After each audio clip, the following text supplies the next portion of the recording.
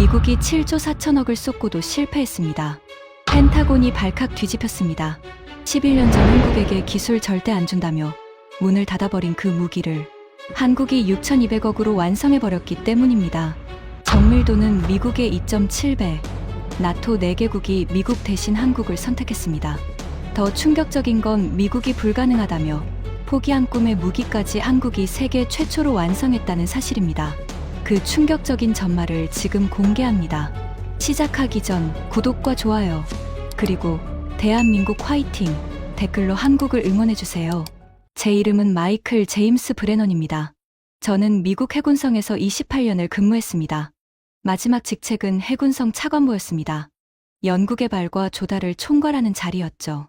쉽게 말하면 미국 해군이 어떤 무기를 만들고 어떤 무기를 사고 어떤 기술을 누구에게 줄 것인지를 최종적으로 결정하는 사람이 바로 저였습니다. 제 서명이 들어간 문서 한 장이 수십억 달러의 예산을 움직였고 동맹국과의 기술 협력 범위를 결정했습니다. 그날은 워싱턴에 비가 내리고 있었습니다. 아침부터 하늘이 낮게 내려앉아 있었고 펜타곤 주차장에서 건물까지 걸어가는 동안 코트 깃에 빗방울이 스며들었습니다. 상원 군사위원회 청문회가 잡혀 있었습니다. 해군 무기 프로그램 예산 심의였죠. 매년 반복되는 절차였기 때문에 긴장감보다는 익숙함이 앞섰습니다. 제 보좌관이 준비한 답변 자료를 차 안에서 훑어보았고 핵심 수치 몇 가지를 다시 확인했습니다. 하지만 그날 청문회는 처음부터 분위기가 달랐습니다. 상원 군사위 회의실은 러셀 상원의원 회관 2층에 있었습니다. 반원형 배치의 높은 단상에 위원들이 앉고 그 아래 증인석에 제가 앉는 구조였습니다. 들어서는 순간 상원의원들의 표정에서 평소와 다른 긴장감이 느껴졌습니다. 이건 형식적인 심의가 아니라는 직감이 들었습니다.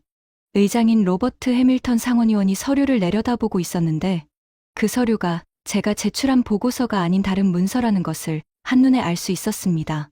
표지 색상이 달랐습니다. 개회선언 후 해밀턴 의장이 곧바로 본론으로 들어갔습니다.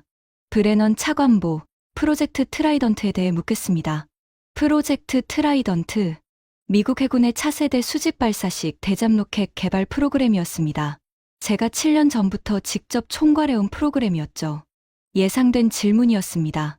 저는 준비된 답변을 꺼내려 했습니다. 하지만 의장의 다음 말이 저를 멈추게 했습니다. 이 프로그램에 지금까지 투입된 예산이 54억 달러, 우리 돈으로 7조 4천억 원입니다. 당초 계획보다 3년이 지연되었고 예산은 원래의 2.3배를 초과했습니다. 그런데 차관보, 아직도 실전 배치 가능한 완성품이 나오지 않았습니다. 이유가 무엇입니까? 심장이 한 박자 빠르게 뛰었습니다. 수치 자체는 사실이었습니다. 하지만 그 수치만 놓고 보면 마치 프로그램 전체가 실패한 것처럼 들렸습니다. 저는 침착하게 설명을 시작했습니다. 기술적 난관이 예상보다 복잡했고 시험 과정에서 발견된 문제들을 순차적으로 해결하고 있으며 내년 초 최종 시험이 계획되어 있다고 답했습니다. 해밀턴 의장은 제 설명을 끝까지 들었습니다. 그리고 서류를 한 장 넘기더니 안경 너머로 저를 바라보았습니다. 차관보, 한 가지만 더 묻겠습니다. 그 순간 회의실 안의 공기가 바뀌었습니다. 다른 의원들이 일제히 고개를 들었습니다. 이 질문을 기다리고 있었다는 듯한 반응이었습니다. 한국이 이미 동급의 무기를 독자 개발해서 완성했다는 보고가 있습니다. 사실입니까? 등골을 타고 차가운 것이 흘러내리는 느낌이었습니다. 준비된 답변 자료 어디에도 이 질문에 대한 내용은 없었습니다. 저는 0.5초쯤 멈칫했을 겁니다. 하지만 28년간 이런 자리를 경험해온 사람으로서 동요를 보여서는 안 되었습니다. 의장님, 한국의 방산 프로그램에 대해서는 정보 당국에서 모니터링하고 있으며 현재까지 제가 보고받은 바로는 실전 배치 수준의 완성품이 확인되지 않았습니다. 거짓말은 아니었습니다. 적어도 그 시점에서 제 책상 위에 올라온 공식 보고서에는 그런 내용이 없었으니까요. 하지만 해밀턴 의장의 표정은 제 답변에 만족하지 않는 것이 분명했습니다. 그는 손에 들고 있던 서류를 증인석 쪽으로 밀어보냈습니다. 이건 해군 정보국에서 이번 주 올라온 예비 보고서입니다. 차관보에게 아직 전달되지 않은 것일 수도 있겠군요. 검토해 보시기 바랍니다. 보좌관이 서류를 받아 제 앞에 놓았습니다. 표지에 찍힌 보안 등급이 눈에 들어왔습니다.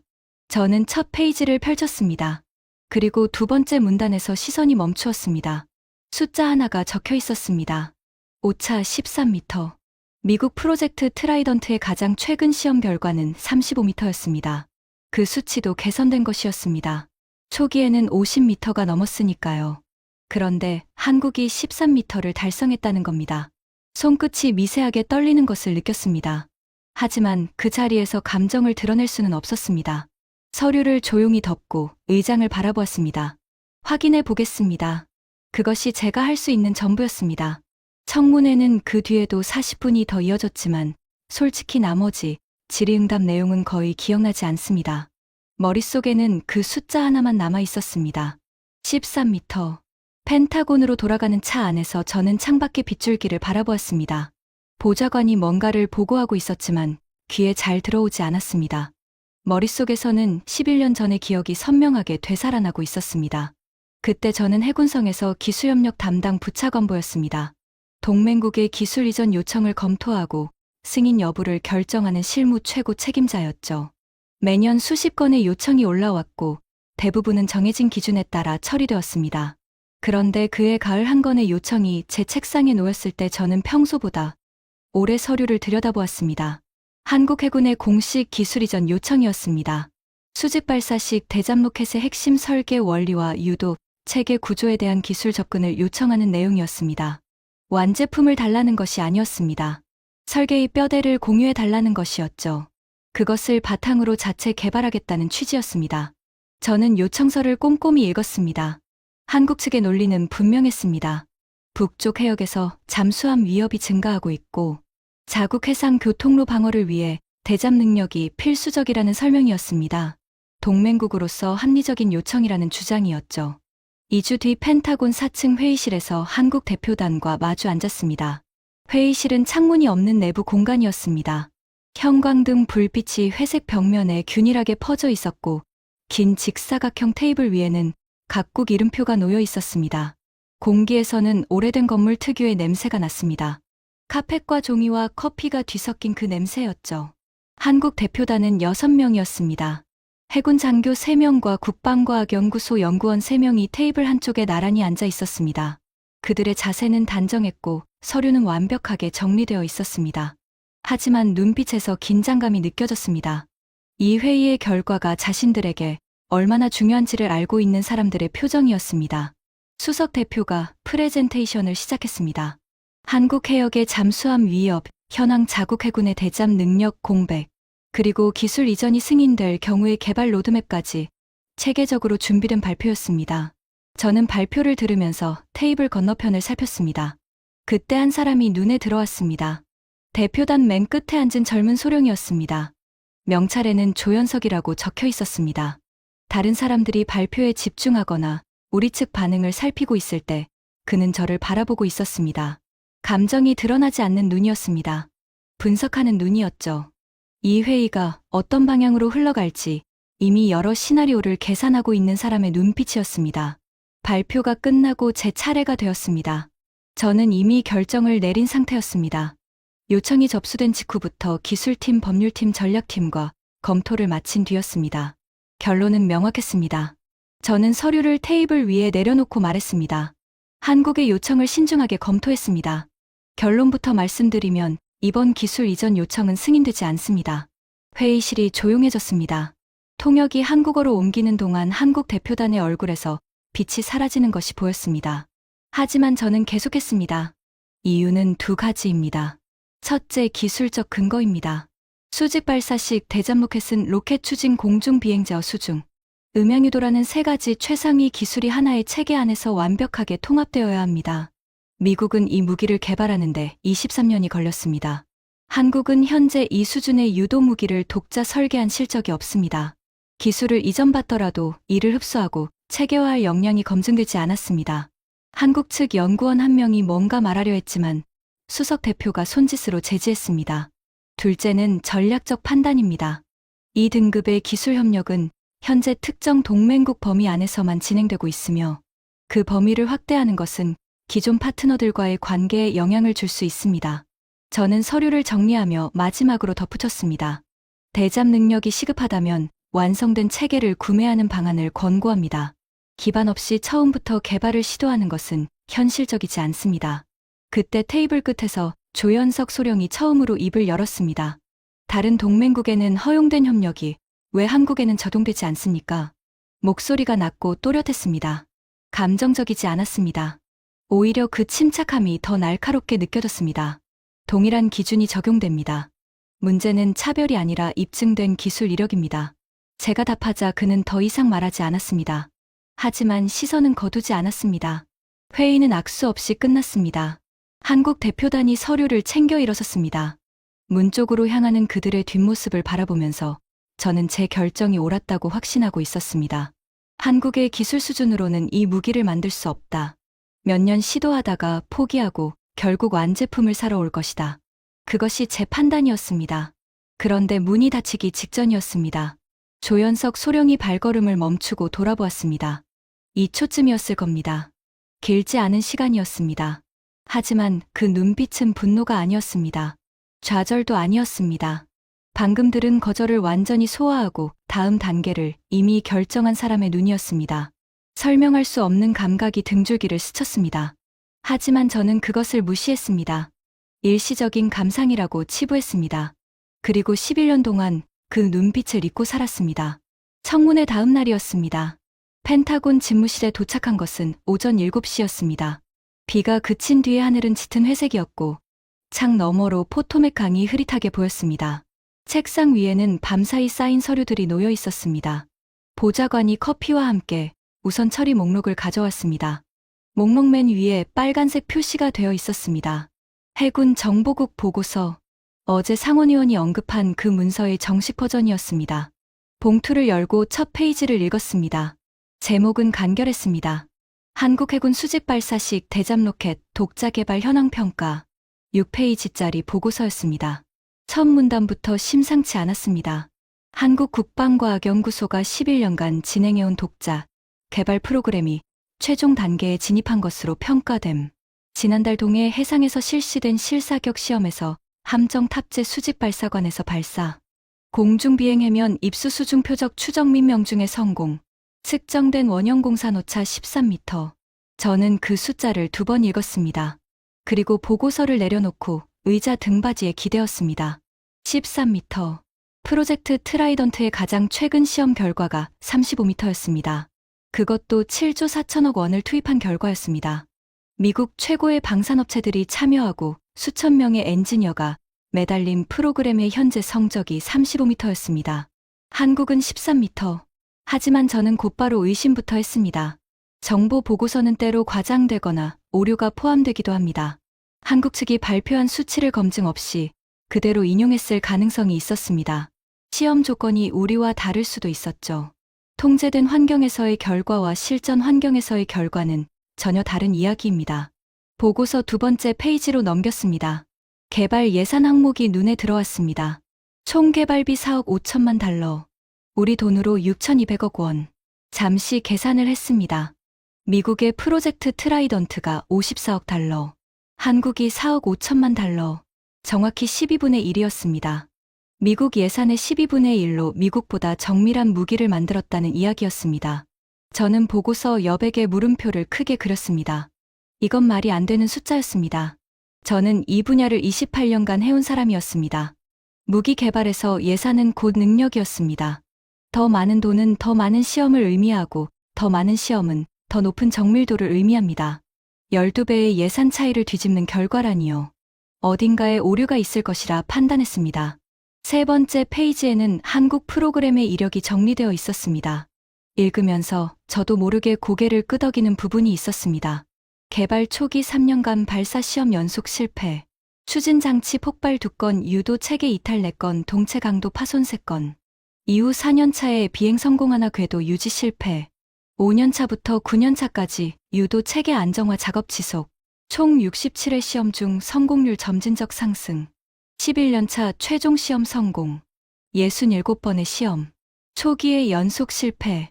이것은 제가 예상했던 시나리오와 정확히 일치했습니다. 기술 기반 없이 시작하면 실패의 연속을 겪게 됩니다. 그 점에서는 제 판단이 틀리지 않았습니다. 하지만 예상과 다른 부분이 있었습니다. 그들은 실패 뒤에 포기하지 않았다는 것이었습니다. 보통 이런 프로그램은 초기 3년 안에 성과가 나오지 않으면 예산이 삭감됩니다. 5년 안에 돌파구가 없으면 프로그램 자체가 축소되거나 중단됩니다. 이것은 미국도 마찬가지입니다. 저는 그동안 수십 개의 프로그램이 이 과정을 거쳐 사라지는 것을 지켜봐 왔습니다. 한국도 같은 수순을 밟을 것이라 생각했었죠. 그런데 11년을 버텼습니다. 67번 실패하면서도 프로그램을 유지했습니다. 6,200억이라는 제한된 예산 안에서요. 보고서 마지막 페이지에는 국산화율이 적혀 있었습니다. 97%. 추진체 비행유도 장치 수중음향 추적 모듈 시스템 통합 구조 모두 한국 자체 설계 및 제조. 외국산 핵심 부품 없음. 저는 보고서를 덮고 창밖을 바라보았습니다. 포토맥 강 위로 새 한 마리가 느리게 날아가고 있었습니다. 커피는 이미 식어 있었습니다. 솔직한 심경을 말씀드리겠습니다. 그 순간에도 저는 이 보고서를 완전히 믿지 않았습니다. 아니, 믿고 싶지 않았다는 표현이 더 정확할 겁니다. 28년간 제가 쌓아온 판단 체계가 이 보고서를 받아들이는 것을 거부하고 있었습니다. 한국은 11년 전 제가 직접 평가한 나라였습니다.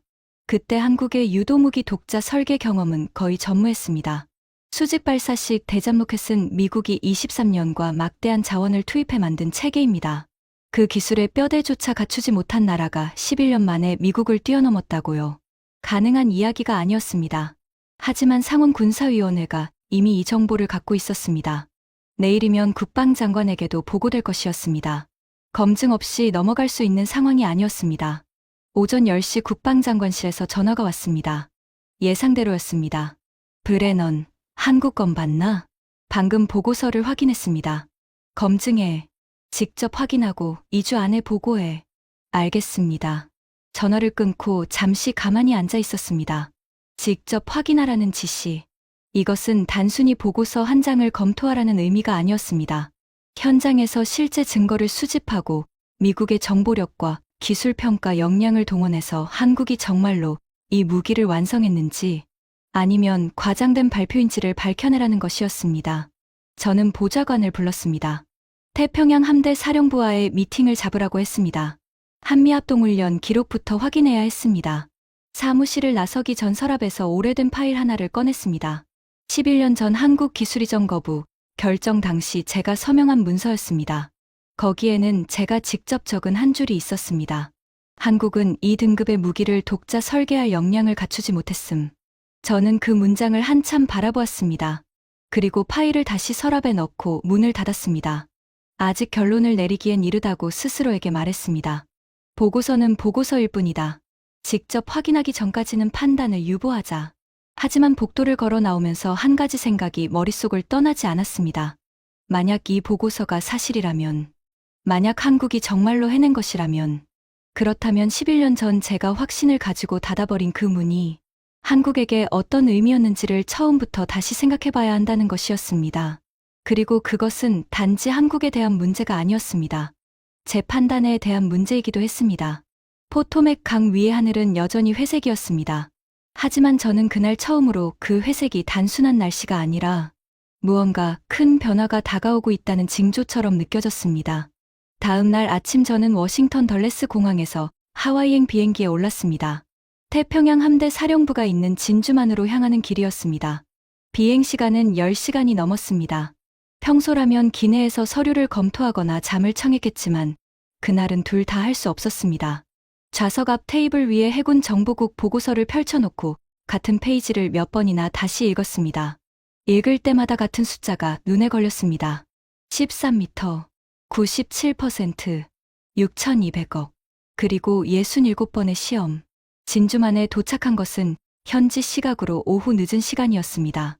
공항에서 군용 차량이 대기하고 있었고 태평양 함대 사령부까지는 20분이 채 걸리지 않았습니다.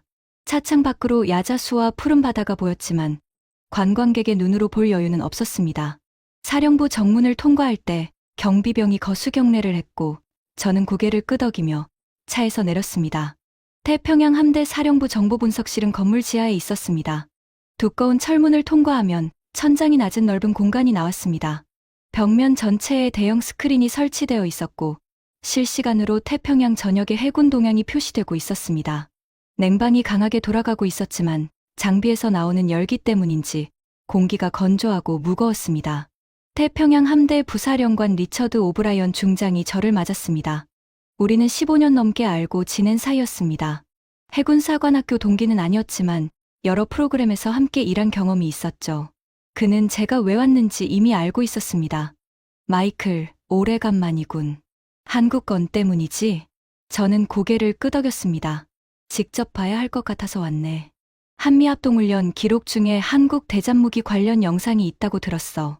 오브라이언 중장이 고개를 돌려 분석관에게 지시했습니다. 30초 뒤 정면 대형 스크린에 영상이 떴습니다. 4개월 전 서태평양에서 실시된 한미연합해상훈련 중 촬영된 것이었습니다. 영상 화질은 군용 촬영 장비 특유의 선명함이었습니다. 한국 해군 구축함의 후가판이 보였습니다. 수직 발사관 덮개가 열리고 하얀 연기가 치솟으며 로켓이 발사되었습니다. 카메라가 로켓의 궤적을 추적했습니다. 로켓은 거의 수직으로 상승한 뒤 포물선을 그리며 목표 해역을 향해 날아갔습니다. 비행 궤적이 매우 안정적이었습니다. 흔들림이 거의 없었죠. 수십 초 뒤 로켓이 해면에 진입하는 순간이 잡혔습니다. 물기둥이 솟았고 이후 수중 추적 단계로 전환되었습니다. 영상이 멈추고 시험 결과 데이터가 스크린에 표시되었습니다. 비행거리 24km, 해면 진입 각도 정상 범위, 수중 추적 후 표적 명중, 원형 공산 오차 13m. 오브라이언 중장이 옆에서 조용히 말했습니다. 우리 함정에서 관측한 데이터야. 한국 측 발표가 아니라 우리 장비로 직접 측정한 수치지. 그 말에 가슴이 한번 내려앉는 느낌이었습니다. 정보 보고서가 한국 측 자료를 그대로 인용했을 수 있다는 제 가정이 무너지는 순간이었습니다. 이것은 미국 해군 장비로 직접 확인한 결과였습니다. 발사 몇 번 했나? 합동훈련 기간 중 3번 실사격을 실시했어. 3번 모두 명중. 오차 범위는 11m에서 16m 사이였고 평균이 13m야. 저는 잠시 아무 말도 하지 못했습니다. 3번 연속 명중이라는 것은 한 번의 행운이 아니라 체계의 안정성을 의미하는 것이었습니다. 우연히 나온 결과가 아니라 설계된 성능이라는 뜻이었죠. 우리 트라이던트 최신 시험 결과가 35m인 거 알고 있지? 오브라이언 중장이 절 바라보며 고개를 끄덕였습니다. 알고 있어. 그래서 자네한테 보여주려고 이 영상을 준비해둔 거야. 그가 분석관에게 다시 지시했습니다. 스크린에 새로운 화면이 떴습니다. 한국 무기의 내부 구성도였습니다. 이건 합동훈련 과정에서 한국 측이 공유한 기술 개요 자료야. 물론 핵심 설계도는 아니고 기본 구조 설명 수준이지. 하지만 우리 기술팀이 분석한 결과가 있어. 스크린에 미국 기술팀의 분석 보고가 표시되었습니다. 저는 한 줄 한 줄 읽어 내려갔습니다. 추진 방식에서 한국은 전자식 추력 편향 제어를 채택하고 있었습니다. 엔진 배기 방향을 전자적으로 조절해서 비행 중 궤도를 정밀하게 수정하는 기술이었습니다. 미국의 트라이던트가 사용하는 기계식 핀 제어 방식보다 반응 속도가 빠르고 정밀도가 높았습니다. 유도 체계에는 인공지능 기반 표적 예측 알고리즘이 적용되어 있었습니다. 수중에서 움직이는 표적의 다음 위치를 실시간으로 계산하는 방식이었죠. 항법 장치에는 광섬유 자이로스코프가 탑재되어 있었습니다. 분석관이 한 가지를 덧붙였습니다. 차관보님, 주목할 점이 있습니다. 한국이 사용한 이 기술들은 개별적으로는 우리도 보유하고 있는 것들입니다. 하지만 이것들을 하나의 대잠 로켓 체계 안에 통합한 것은 한국이 처음입니다. 우리 트라이던트는 15년 전에 확정된 설계, 구조 위에 부분적 개량을 반복해왔는데 한국은 백지 상태에서 출발했기 때문에 각 단계에서 그 시점의 최신 기술을 선택할 수 있었던 겁니다. 그 설명을 듣는 순간 머릿속에서 무언가가 연결되었습니다.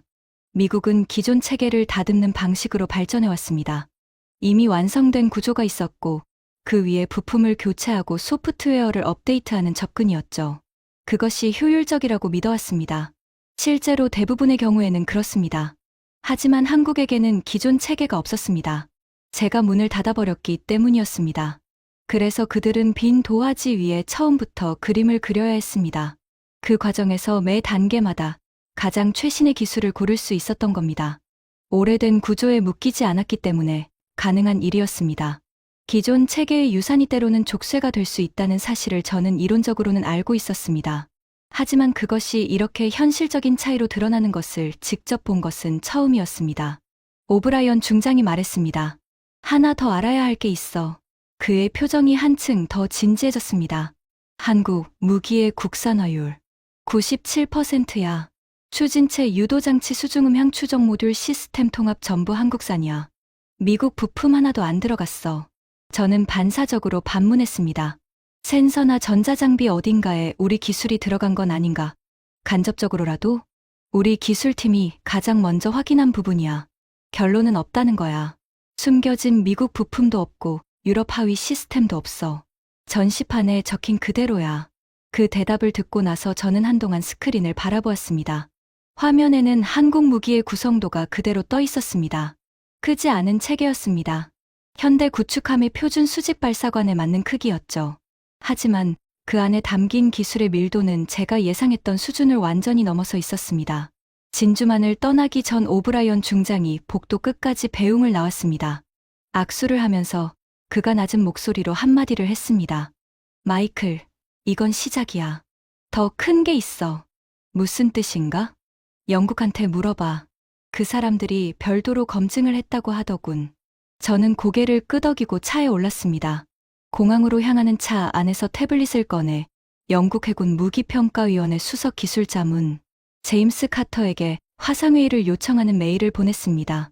워싱턴으로 돌아온 다음날 오전이었습니다. 시차 때문에 몸이 무거웠지만 영국에서 회의 가능하다는 답변이 와 있었습니다. 런던 시각으로 오후 3시, 워싱턴 시각으로 오전 10시에 화상회의가 잡혔습니다. 제임스 카터는 영국 해군 무기평가 분야에서 20년 넘게 일한 인물이었습니다. 쉽게 흥분하지 않는 사람이었죠. 어떤 무기를 평가하든 항상 2번 이상 확인하고 결론을 서두르지 않는 성향이었습니다. 나토 회의에서 여러 차례 마주친 적이 있었고 서로의 판단을 존중하는 관계였습니다. 화상회의 화면이 연결되었습니다. 카터는 런던 국방부 건물 안에 있는 듯했습니다. 그의 뒤로 높은 서가와 오래된 나무 책상이 보였습니다. 표정이 평소보다 무거워 보였습니다. 마이클, 한국 건 때문이겠지? 알고 있었나? 알고 있었다기보다 우리가 직접 검증했으니까. 그 말에 저는 자세를 고쳐 앉았습니다. 미국 함정에서 관측한 데이터만으로도 충분히 충격적이었는데 영국이 독자적으로 검증까지 했다는 것이었습니다. 카터가 설명을 시작했습니다. 석 달 전 한국 해군이 동해에서 실시한 실사격 훈련에 영국 해군 기술참관단을 초청했다고 했습니다. 6명의 전문가로 구성된 팀이었고 카터 자신이 직접 선발한 인원들이었습니다. 그들은 한국 함정의 승선에서 발사부터 명중까지 전 과정을 영국 해군 자체 장비로 독립적으로 측정했다고 했습니다. 결과부터 말하지. 원형 공산 오차 13m. 우리 장비로 직접 측정한 수치야. 진주만에서 확인한 수치와 일치하는군. 맞아. 그런데 마이클, 내가 정말 말하고 싶은 건 숫자가 아니야. 카터가 잠시 말을 멈추었습니다. 화면 속에서 그가 책상 위에 컵을 들어 차를 한 모금 마시는 것이 보였습니다. 신중하게 다음 말을 고르고 있다는 것을 알 수 있었습니다. 자네도 알다시피 영국 해군은 미국 설계를 기반으로 자국 대잠 로켓을 운용하고 있어. 미국의 원설계에 우리 기술을 더해서 20년 넘게 개량해온 체계야. 세계 최고 수준의 기술 유산 위에 쌓아 올린 무기지. 알고 있네. 그 무기의 실전 운용 시험 오차가 36m야. 화면을 통해서도 그의 눈빛에 담긴 무게가 느껴졌습니다. 미국 기술을 받아서 20년간 개량한 우리가 36m. 아무것도 없이 시작한 한국이 13m. 거의 3배 차이야. 저는 잠시 침묵했습니다. 진주만에서 미국과 한국의 비교는 이미 충격이었습니다. 35m 대 13m. 하지만 영국까지 포함되니 그림이 더 선명해졌습니다. 미국 35m. 미국 기술 기반의 영국 36m. 아무 기반 없이 시작한 한국 13m. 카터가 이어서 말했습니다. 우리 기술팀이 분석한 원인이 있어. 결론은 간단해. 우리와 미국은 기존 설계를 다듬는 방식으로 발전했어. 15년 전에 확정된 구조 위에 부품을 바꾸고 소프트웨어를 갱신하는 시기지. 기본 뼈대는 바꾸지 못해. 바꾸려면 전체를 새로 만들어야 하니까. 한국은 그 뼈대가 없었으니까. 정확해. 백지 상태에서 출발했기 때문에 모든 단계에서 가장 최신의 기술을 선택할 수 있었어. 유도 방식도 추진 체계도 항법 장치도 전부 개발 시점의 최신 기술로 구성했지.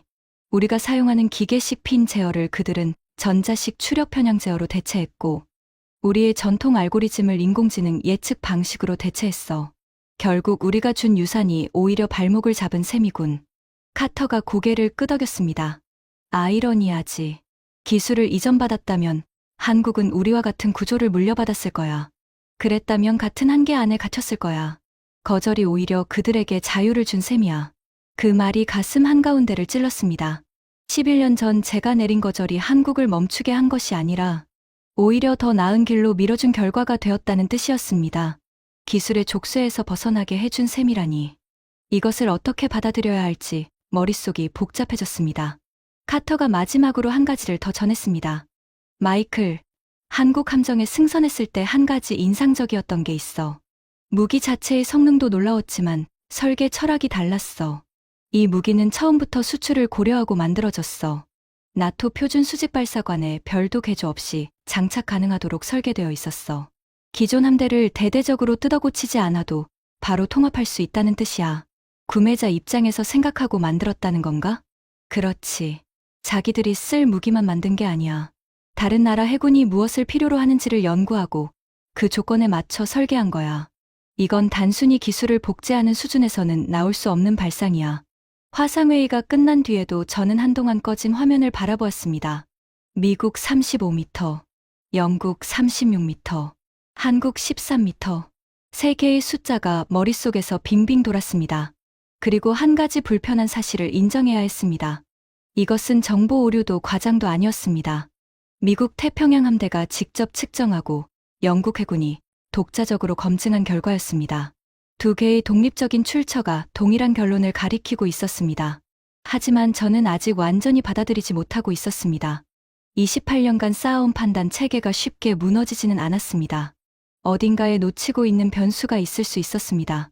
한 가지 가능성이 떠올랐습니다. 혹시 한국이 공개하지 않은 채 다른 나라의 기술을 사용한 것은 아닌지. 국산화율 97%라는 수치가 표면적인 것이고 핵심 부품이나 알고리즘에 외국 기술이 숨어 있는 것은 아닌지. 그때 보좌관이 노크를 하고 들어왔습니다.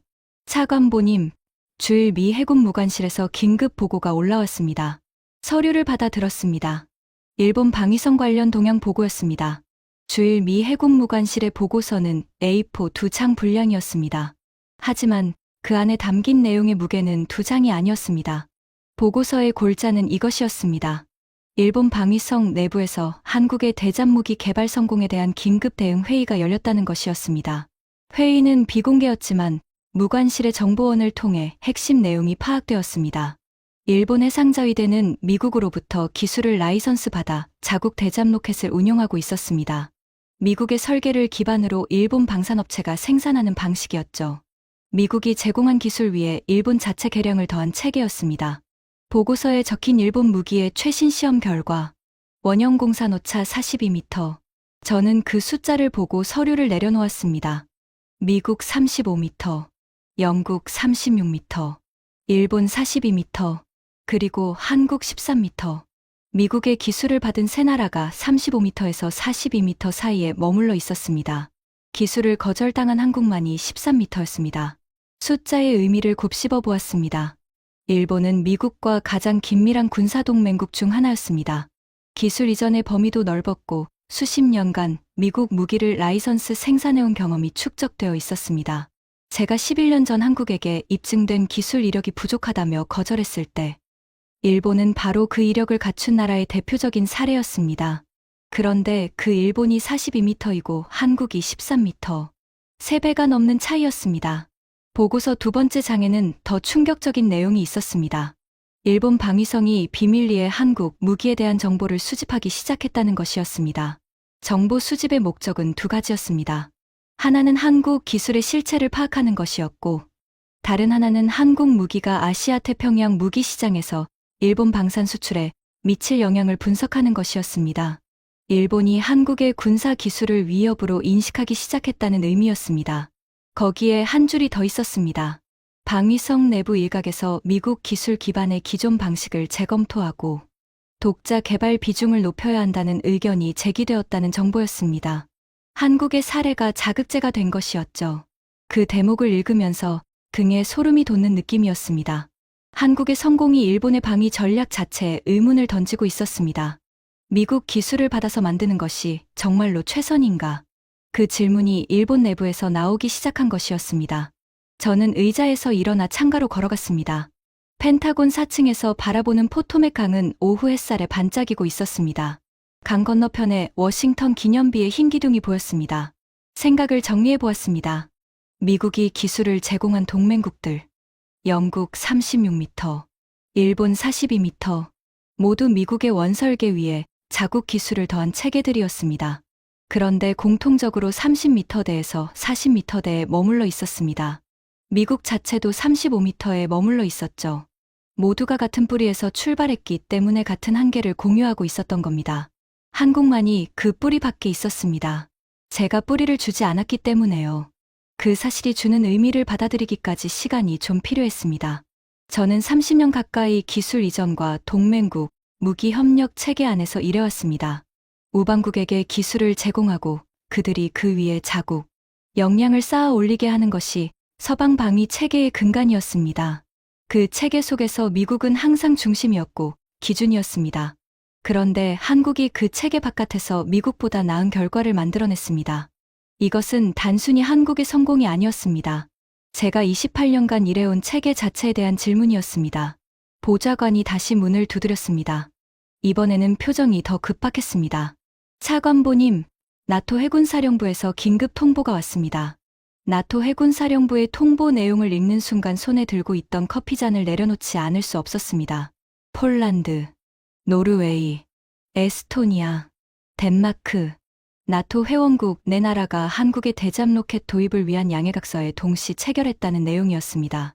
단순한 관심 표명이나 기술 교류 차원이 아니었습니다. 자국 해군 함정에 한국 무기를 실제로 탑재하기 위한 공식 절차를 시작한다는 뜻이었습니다. 4나라 모두 수십 년 동안 미국과 서유럽에서 무기를 구매해온 국가들이었습니다. 폴란드는 지난 10년간 미국 무기의 최대 유럽 구매국 중 하나였습니다. 노르웨이는 나토 북부 방어의 핵심 국가로 미국 해군과 긴밀한 합동훈련을 해왔습니다. 에스토니아는 발트해 안보의 최전선이었고 덴마크는 나토 해양작전에 적극적으로 참여해온 나라였습니다. 이들이 미국 무기 대신 한국 무기를 선택했습니다. 저는 보좌관에게 물었습니다. 4나라 동시에라고? 각각 별도로 결정한 건가 아니면 조율된 건가? 나토 해군사령부 통보에 따르면 각국이 독립적으로 기술 검토를 진행한 결과 동일한 결론에 도달한 것으로 보입니다. 사전 조율은 없었던 것으로 파악됩니다. 4나라가 독립적으로 검토하고 독립적으로 같은 결론을 내렸다는 것. 이것은 우연이 아니었습니다. 기술적 우위가 분명하지 않으면 나올 수 없는 결과였습니다. 가격도 확인했습니다. 한국 무기의 기당 가격은 약 42억 원이었습니다. 미국의 유사 체계가 기당 89억 원이었으니 절반 이하였습니다. 하지만 4나라의 결정이 단순히 가격 때문이 아니라는 것을 저는 알고 있었습니다. 나토 국가들이 자국 방어 무기를 가격만 보고 선택하지는 않습니다. 특히 대잠전처럼 생존과 직결되는 분야에서는 성능이 가격보다 우선합니다. 4나라가 한국을 선택한 이유는 3가지로 정리될 수 있었습니다. 첫째, 성능. 오차 13m는 미국의 35m보다 2.7배 정밀했습니다. 둘째, 호환성. 나토 표준 수직 발사관에 별도 개조 없이 장착 가능했습니다. 셋째, 가격. 성능이 더 우수하면서 가격은 절반 이하였습니다. 3가지가 동시에 맞아떨어지면서 미국 무기를 대체할 전략적 설득력이 갖춰진 것이었습니다.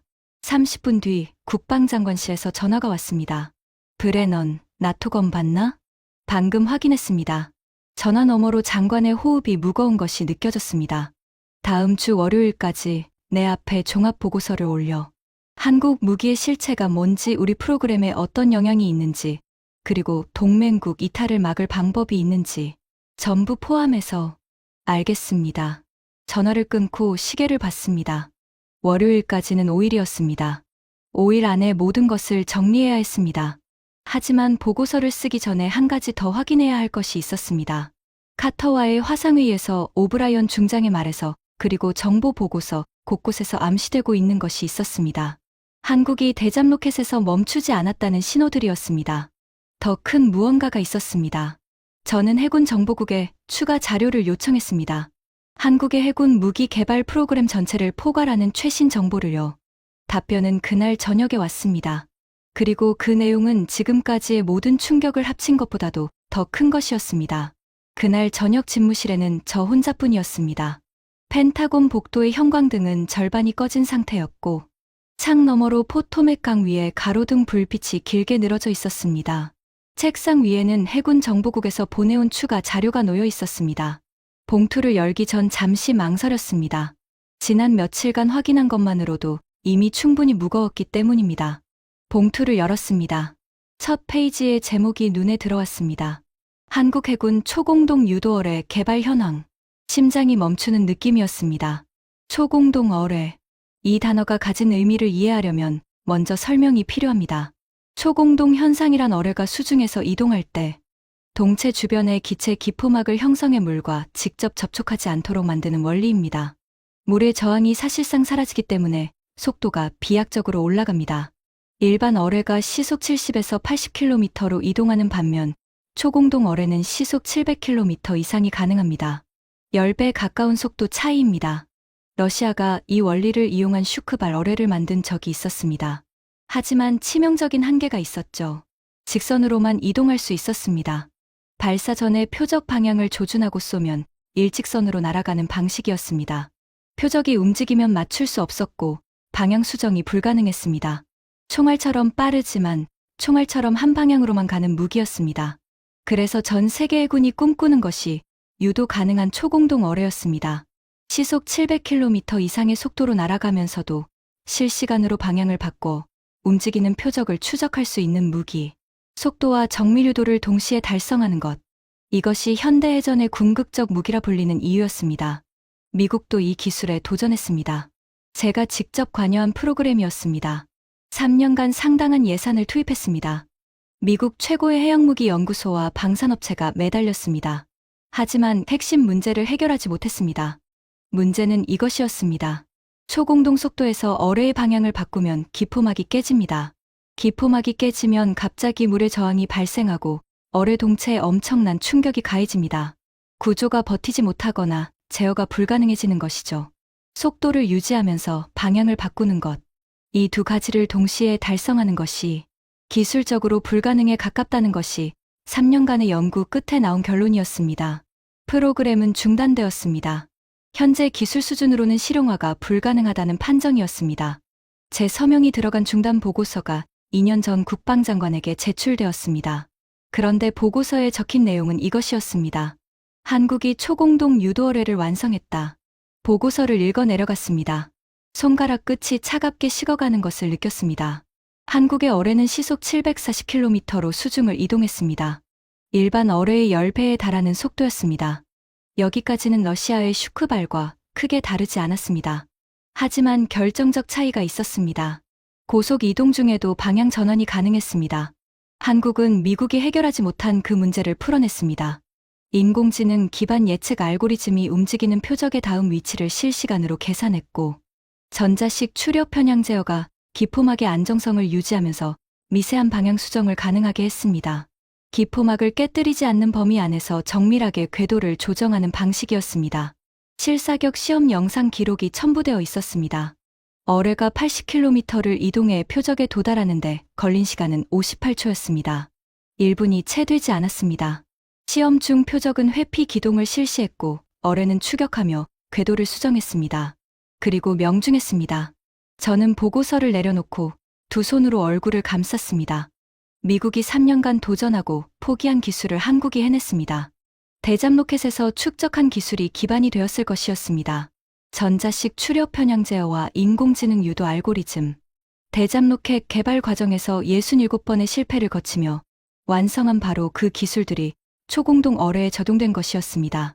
11년 전 제가 닫은 문 뒤에서 한국은 대잠 로켓만 만든 것이 아니었습니다. 67번의 실패를 통해 기술의 근육을 만들었고 그 근육으로 미국조차 도달하지 못한 곳에 먼저 닿은 것이었습니다. 창밖을 바라보았습니다. 포토맥 강 위로 달이 떠 있었습니다. 강물에 반사된 달빛이 느리게 흔들리고 있었습니다. 저는 28년간 미국이 세계 해군 무기 기술의 정점이라고 믿어왔습니다. 우리가 못하면 다른 나라도 못한다. 우리가 포기하면 그것은 현재 기술로는 불가능하다는 의미다. 그것이 제가 일해온 세계의 대전제였습니다. 한국이 그 대전제를 깨뜨렸습니다. 월요일 아침이었습니다. 국방장관 집무실은 펜타곤 3층에 있었습니다. 넓은 방이었지만 그날따라 공기가 무겁게 느껴졌습니다. 장관이 책상 너머로 저를 바라보고 있었고 저는 맞은편 의자에 앉아 A4 12장 분량의 보고서를 건넸습니다. 장관이 보고서를 읽는 동안 저는 벽에 걸린 미국 해군 깃발을 바라보았습니다. 그 깃발 아래에서 28년을 보냈습니다. 첫 출근 날의 긴장감부터 수십 개의 무기 프로그램을 총괄한 날들까지 모든 것이 저 깃발 아래에서 이루어졌습니다. 장관이 보고서를 덮었습니다. 결론이 뭔가? 저는 준비해온 문장을 꺼냈습니다. 과장 없이 담담하게 정리한 문장이었습니다. 한국의 대잠무기 체계는 더 이상 미국이 규정하는 기술 범위 안에 있지 않습니다. 일부 영역에서는 이미 미국을 앞서 있으며 수출 규제를 통해 유지하던 기술 격차는 더 이상 유지되지 않습니다. 장관의 표정이 굳어졌습니다. 트라이던트는 현재 상태로는 한국 체계와 경쟁이 어렵습니다. 기본 설계 구조에 한계가 있습니다. 부분 계량으로는 13m에 도달하기 어렵습니다. 그러면 어떻게 해야 하나? 저는 잠시 숨을 고르고 답했습니다. 두 가지 선택지가 있습니다. 하나는 트라이던트를 전면 재설계하는 것입니다. 기존 구조를 폐기하고 처음부터 새로 시작해야 합니다. 최소 5년과 추가로 수조 원의 예산이 필요합니다. 다른 하나는 현실을 인정하고 한국 기술을 파생적 결과물이 아니라 독자적 성과로 받아들이는 것입니다. 필요하다면 협력의 방향을 바꿔야 합니다. 방향을 바꾼다는 건 11년 전에는 우리가 기술을 줄지 말지를 결정하는 위치였습니다. 지금은 상황이 다릅니다. 그 말의 의미를 장관도 이해했을 것입니다. 명시적으로 말하지는 않았지만 우리가 한국에게 배워야 할 수도 있다는 뜻이었습니다. 장관이 보고서를 다시 한번 들어 올렸습니다. 마지막 페이지를 펼쳐 읽더니 저를 바라보았습니다. 초공동 유도어뢰. 우리가 2년 전에 포기한 그 기술을 한국이 해냈다는 건가? 그렇습니다. 장관은 보고서를 천천히 책상 위에 내려놓았습니다. 5초쯤 침묵이 흘렀습니다. 그리고 고개를 한번 끄덕였습니다. 알겠네. 그 두 글자에 많은 것이 담겨 있었습니다. 인정과 좌절과 다음 단계에 대한 결심이 동시에 느껴졌습니다. 집무실을 나와 복도를 걸었습니다. 구두 소리가 빈 복도에 울렸습니다. 제 사무실로 돌아가는 길에 한 가지 일을 더 해야 한다는 생각이 들었습니다. 보고서에는 담지 않았지만 개인적으로 마무리해야 할 일이었습니다. 사무실에 돌아와 컴퓨터 앞에 앉았습니다. 해군 인사기록 시스템에 접속해서 이름을 검색했습니다. 조현석. 11년 전 펜타곤 회의실에서 테이블 끝에 앉아 있던 그 소령이었습니다. 문 앞에서 2초간 돌아보았던 그 사람이었습니다. 기록이 나왔습니다. 현재 계급 대령. 현재 보직은 한국해군 무기체계개발단장이었습니다. 대잠 로켓과 초공동 어뢰 프로그램을 총괄하는 자리였습니다. 11년 전 기술 이전을 요청하러 왔던 그 젊은 소령이 거절을 받아들이고 돌아가서 직접 만들어낸 것이었습니다. 저는 개인 이메일을 열었습니다. 공식 채널이 아니라 개인 서한이었습니다. 오래 고민하지 않았습니다. 쓸 말은 이미 정해져 있었습니다. 조현석 대령에게 11년 전 워싱턴 회의실에서 제가 내린 결정을 기억하고 계실 겁니다. 그때 저는 한국이 이 등급의 무기를 만들 수 없다고 판단했습니다. 그 판단은 당시의 데이터와 경험을 근거로 한 것이었습니다. 저는 그것이 합리적인 결론이라 확신했습니다. 하지만 저는 틀렸습니다. 단순히 조금 틀린 것이 아닙니다. 한국이 도달할 수 있는 곳의 범위를 완전히 잘못 판단했습니다. 당신들이 만든 것은 무기만이 아니었습니다. 67번의 실패를 견디며 쌓아 올린 기술의 근육이었고 그 근육은 우리가 불가능하다고 포기한 곳까지 당신들을 데려갔습니다. 11년 전 제가 닫은 문이 당신들에게 어떤 의미였는지 이제야 이해합니다. 닫힌 문이 끝이 아니었습니다. 다른 길의 시작이었습니다. 그리고 그 길은 우리가 열어준 어떤 문보다도 더 먼 곳으로 이어졌습니다. 마이클 제임스 브레넌. 보내기 버튼을 누르고 화면을 닫았습니다. 서랍에서 11년 전 파일을 다시 꺼냈습니다. 제가 서명한 기술 이전 거부 문서였습니다. 한국은 이 등급의 무기를 독자 설계할 역량을 갖추지 못했음. 제가 직접 적은 한 줄이었습니다. 저는 그 문서를 천천히 반으로 접었습니다. 그리고 한 번 더 접었습니다. 서랍에 다시 넣지 않았습니다. 더 이상 현재를 설명하지 못하는 판단의 기록이었기 때문입니다. 창 너머로 워싱턴의 밤이 보였습니다. 포토맥 강 건너 링컨 기념관의 불빛이 희미하게 빛나고 있었습니다.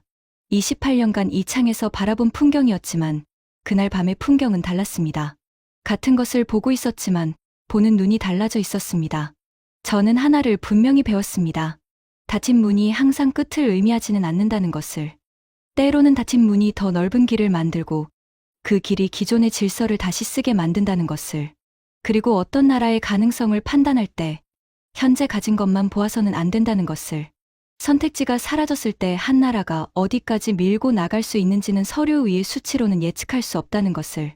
오늘의 이야기는 여기까지입니다. 미국이 7조 4천억 원을 쏟고도 완성하지 못한 기술을 한국은 6,200억 원으로 해냈습니다. 미국보다 2.7배 정밀하게 만들었습니다. 나토 4개국이 미국 대신 한국을 선택했습니다. 그리고 미국이 불가능하다며 포기한 꿈의 무기까지 세계 최초로 완성했습니다. 이 모든 것이 11년 전 닫힌 문 하나에서 시작되었습니다. 과거에 기술을 받기만 하던 나라에서 이제는 나토가 줄을 서서 찾아오는 기술 선도국으로 도약한 대한민국. 여러분은 이 이야기에서 어떤 메시지를 읽으셨습니까? 대한민국의 다음 도약은 어디를 향해야 할까요? 여러분의 생각을 댓글로 공유해 주십시오. 지금까지 미국 해군성 차관보가 직접 밝힌 충격적인 이야기였습니다. 대한민국의 저력이 더 많은 분들께 전해질 수 있도록 이 이야기를 널리 공유해 주세요. 닫힌 문 앞에서도 멈추지 않는 나라, 그것이 대한민국입니다. 구독과 좋아요도 부탁드립니다. 지금까지 감동 피치였습니다. 감사합니다.